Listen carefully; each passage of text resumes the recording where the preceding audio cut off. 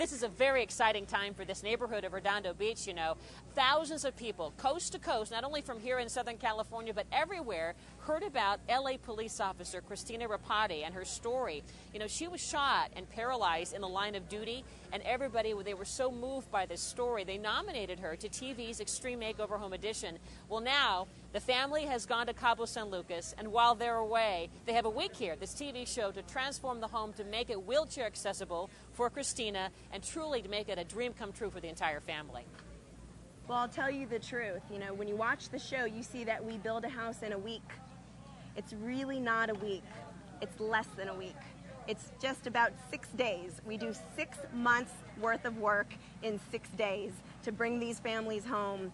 And not just to bring them to a model home, but their home. We're very careful to go through the house and to make sure that their pictures are back in the house. The furniture that they love is back in the house. Their rooms reflect their desires. We're really playing king, queen, family for a day and making their dreams come true. And it's a great responsibility. When the families come home, everyone on my team is crying like a baby, knowing that a family who's been through a really hard week gets to actually come home.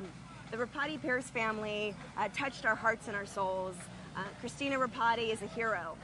She's been on LAPD, she's been in gang territory, she's been chasing down criminals, and here she herself gets shot and sent into a wheelchair and is fighting for her life. And because she is the epitome of a California South Bay girl, and she's a runner and a surfer and a swimmer and in tip-top shape, is the only reason that she really is alive today. So I hear. It's amazing to me to think that here is a strong woman who would run to the gym and then work out for 2 hours and then run home, is now in a wheelchair. Her biggest dream is to walk again. Her biggest dream after that is to indeed surf again. And I'll tell you something, I think dreams come true. And I think now that she's going to have a home in a week, the rest is going to happen easily. So getting to the story of this woman, I mean, I understand that thousands of people volunteered. I mean, they applied, you know, for this family to be part of the show, right? I mean, it wasn't just the neighbors, it was people over the country who heard the story. What's really incredible to me is we only get to do 25 families per year, but we have to actually read thousands of letters every day. It's the hardest job to pick these families. But when Kristina Ripatti was shot last June, not only did we get a phone call from Chief Bratton himself, but Sweet Alice Harris, who we did her project 3 years ago, almost gave us a phone call. And citizens throughout the Southland just clipped her paper, her article in the Daily News and in the LA Times and even in the Daily Breeze, and hundreds of people sent us her story. We got phone calls from as far away as Boston about people who read the story and heard about Kristina and her strength and wanted to honor her. And so here we are in her backyard, basically, you know, taking care of her in her house. And the number one thing is it's going to be a home when she comes back this Wednesday, 1 week from when she took off to Cabo San Lucas. She will never again have to sleep in the living room because her wheelchair doesn't fit through her bedroom door. And it's symbolic of a whole new chapter, isn't it? I mean, because, you know, down with the old, you know, ugly memory of that tragedy and something fresh.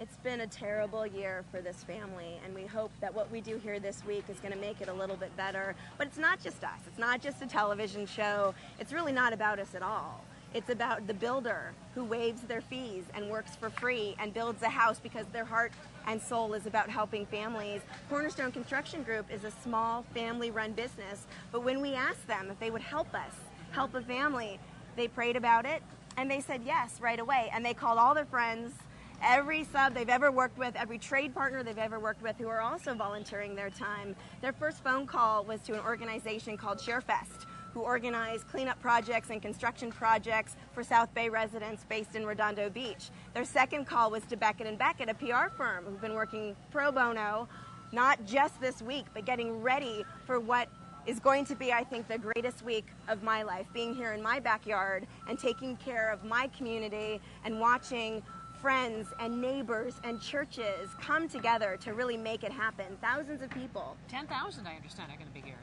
Is that true? We think there's going to be about 2,000 people working on this house, but we also anticipate about 10,000 people will be here when the family comes home.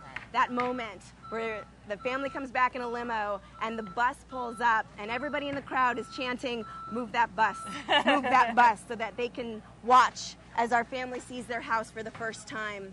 And everyone will be crying. I mean, we could basically hand out tissues, or you could sell them and you could be a millionaire. Even our cameramen are crying. Even our director and producer are crying as we watch them see their house for the first time. Because knowing that you're witnessing a miracle, that doesn't happen often in life.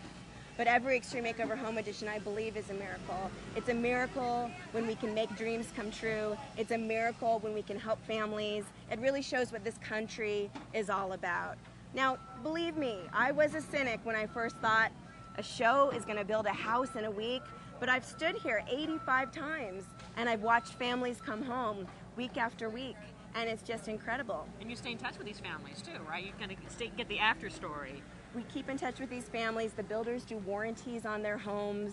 Those families become part of our family, and they come and visit us when we're building. The Burns family, we built for them 2 years ago. They drove on up, they're watching the house. Jerry, the dad, is a roofer. He's gonna jump on that roof and help us because we're short-staffed today. We're building a big house with complicated architecture. We're putting lots of tricks and technology into the house to make it extreme, and more than anything, to make it right for this family.